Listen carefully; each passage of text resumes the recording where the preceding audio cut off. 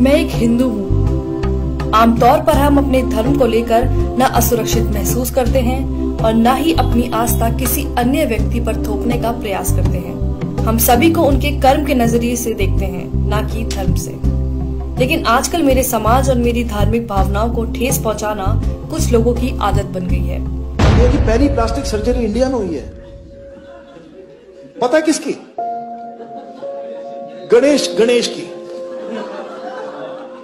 मैं मान गया कि पहली प्लास्टिक सर्जरी आपने करी है, इंडिया में हुई है, तो ठीक से तो कर लेते हैं।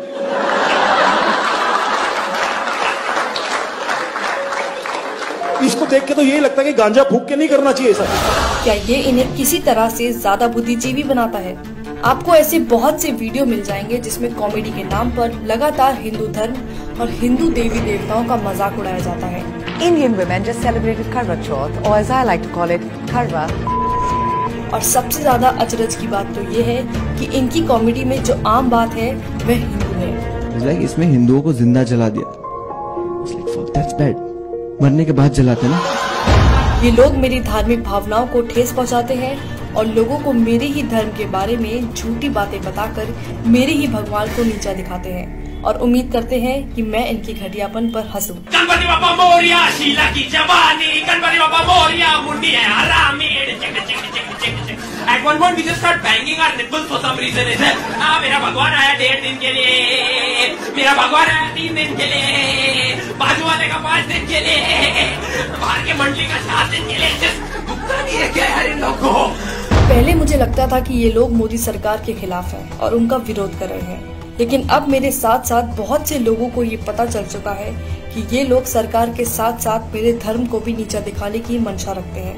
एक पवित्र विश्वास को खत्म करना चाहते हैं। मेरे विश्वास और गर्व को नीचा दिखाकर खुद की मान्यताओं को ऊंचा करना चाहते हैं। कॉमेडियन सुरलीन कौर इस्कॉन को मानने वालों की तुलना पॉर्न से कर रही है। आप सबको मैं बता दूं, बेशक हम सब इस्कॉन वाले हैं, पर अंदर से सब हरामी पॉर्न वाले हैं। सुरलीन इस वीडियो में ऋषि मुनियों को अपमानित करने का कोई मौका नहीं छोड़ती है, उन्हें वासना से भरा हुआ बताती है। सबसे ध्यान लगा के जो चीज की जाती है वो है मेडिटेशन। मैं नहीं मानती, क्योंकि जितनी ध्यान लगा के हम फोन देखते हैं शायद कोई दूसरा काम करते होंगे। सुरलीन कहती है कि संस्कृत का इस्तेमाल करके ऋषि मुनियों ने अपने बड़े बड़े कांड छुपाए हैं। धन्य हो हमारे ऋषि मुनि जिन्होंने थोड़ी सी संस्कृत यूज करके अपने बड़े बड़े कांड छुपाए हैं। कामा ये सब सुनना किसी मानसिक उत्पीड़न से कम नहीं है। कॉमेडियन मुनव्वर फारूकी खुलेआम मंच से भगवान राम और माता सीता के लिए अभद्र भाषा का इस्तेमाल कर रहा है। लाइक अगर भगवान को रिस्पॉन्स करें, वो गाना कैसा है ना, लाइक मेरा पिया अगर है और राम जी डोंट गिव। मेरा पिया घर है, राम जी मैं 14 साल से खुद घर नहीं गया। एंड अगर सीता ने सुन लिया तो वो तो डाउट करेगी। और सामने बैठे दर्शक बेशर्मों की तरह अपने ही भगवान पर हो रही अभद्रता पर हंस रहे हैं। इनके लिए कितना आसान है हिंदू देवी देवताओं का मजाक उड़ाना, लेकिन जब बात किसी और धर्म की आती है तो इनकी जुबान पर ताला लग जाता है। मुझे समझ नहीं आता कि इन लोगों को हिंदुत्व और मोदी सरकार एक दूसरे के पर्याय क्यों लगते हैं और राजनीतिक पार्टी का मजाक उड़ाने की आड़ में मेरे धर्म का मजाक क्यों बनाते हैं। मैंने तो नहीं देखा कि मेरे धर्म ने दुनिया में किसी को कभी भी हानि पहुंचाई हो। मेरा एक ऐसे परिवार में जन्म हुआ है जहां मेरी माँ आस्तिक है और रामायण पढ़ती है। हम गीता का पाठ करते हैं। हम छोटा गणेश और महाभारत देखकर बड़े हुए हैं। ये मेरी खूबसूरत यादें हैं जो बहुतों के साथ मैंने साझा की है। हम सब जानते हैं कि हिंदुओं का इतिहास ऐसा नहीं है जहाँ किसी का कभी उत्पीड़न किया गया हो,